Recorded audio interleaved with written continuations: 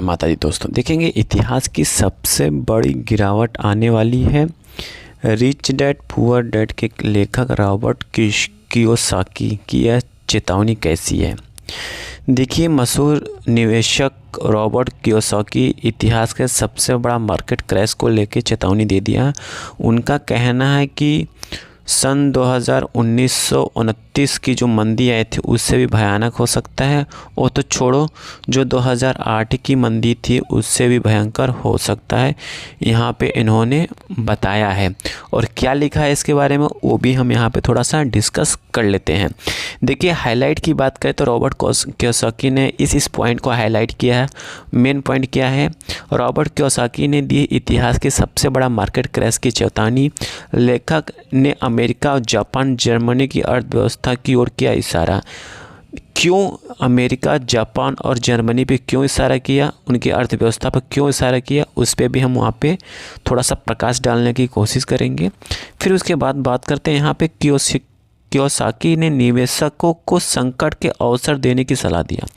इन्होंने बोला कि जो संकट आने वाली है, इस संकट में आपको घबराना नहीं है, इस संकट को आपको घबराना नहीं है, इस संकट का सामना करना है, प्लस इसमें आपको अवसर देखना है। किस कंपनी में अच्छा गिरावट हो रही है, कौन सी कंपनी आने वाले टाइम में अच्छा परफॉर्म करेगी, उसके हिसाब से आपको इन्वेस्टमेंट करना है। ठीक है, फिर उसके बाद आती है यहाँ पे डिटेल में बात करते हैं कि ऐसा क्यों उन्होंने बोला कि आने वाले टाइम में गिरावट क्यों होगी, उसके ऊपर थोड़ा सा हम प्रकाश डालते हैं, थोड़ा सा डिस्कस करते हैं। यहाँ पे उन्होंने दिया है कि जो अभी गिरावट हुई है, अमेरिकी बाज़ार हो, चाहे इंडियन बाज़ार हो, चाहे जापान के बाज़ार हो, चाहे जर्मनी की बाज़ार हो, चाहे यूरोपियन बाज़ार हो, उसके पीछे का रीज़न उन्होंने एक ही बताया है। उसके पीछे का रीज़न है अमेरिका। अमेरिका की जो पॉलिसीज़ आ रही है ना, वो पूरे वर्ल्ड के लिए ख़तरनाक बन रही है और फेवर में नहीं है। ठीक है, इकोनॉमी के फेवर में नहीं आ रही है। क्यों नहीं आ रही है? क्योंकि इन्होंने ये भी कहा कि जो अमेरिका पॉलिसीज़ बना रही है, चाहे टैरिफ पे हो, चाहे कुछ ऐसे नियम, रूल्स रेगुलेशंस हो जो मार्केट को सूट नहीं कर रही है, मार्केट में परफॉर्म करने के लिए राज़ी नहीं हो रही। कहने मतलब है, चाहे अमेरिकी बाज़ार हो, चाहे कोई सा भी बाज़ार हो, वो गिरने के ही ओर जा रही है। ठीक है, फिर उन्होंने बोला कियोसाकी जर्मनी, जापान और अमेरिका का अर्थव्यवस्था का इशारा करते हुए कहा कि अयोग्य लीडर्स हमें एक जाल में फंसा दिया है।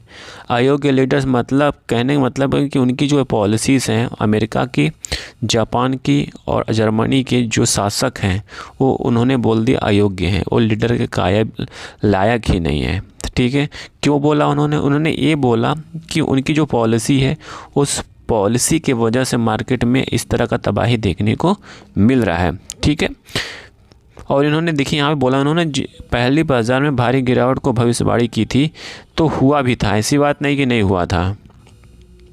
फिर उसके बाद बताते हैं अमेरिका। वही मैं आपसे बता रहा था, वो भी बताया था कि अमेरिका व्यापार नीतियों से बड़ी उथल पुथल हो रही है।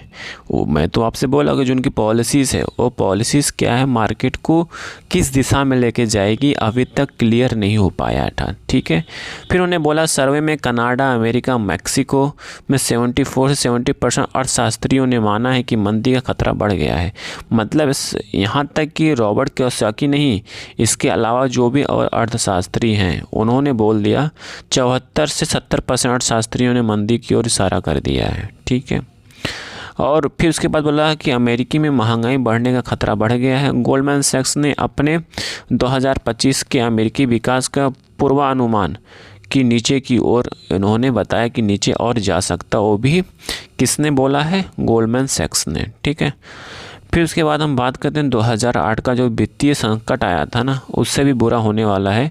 कियोसाकी ने बोला कि 2008 के वित्तीय संकट की याद करते हुए कियोसाकी ने कहा कि मैंने इंतज़ार किया, घबराहट और धूल के जमने नहीं दिया और बिक्री पर भारी छूट की बड़ी वास्तविक संपत्ति का तलाश शुरू कर दी। उनका मानना है कि मौजूदा मंदी में इस जीवन का अवसर हो सकता है और निवेशकों को रणनीति साझा की, और मैं अचल संपत्ति, सोना, चांदी, बिटकॉइन बिक्री पर हासिल करना जारी रखूँगा। इन्होंने कहा कि सोना, चांदी, बिटकॉइन में बिक्री करना स्टार्ट रहेगा, रुकेगा नहीं, वो खरीदते रहेंगे।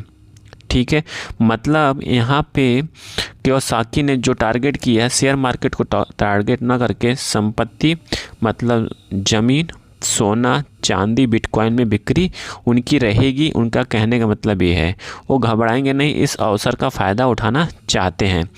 तो इससे हमें क्या लर्निंग मिलती है? देखिए यहाँ पे हमें ये लर्निंग मिलती है, हमें यहाँ पे घबराना नहीं है, हमें इस अवसर का फ़ायदा उठाना है और हमें अच्छे स्टॉक्स में और अच्छी चीज़ों में इन्वेस्ट करना चाहिए जहाँ पे पैसा बन सके।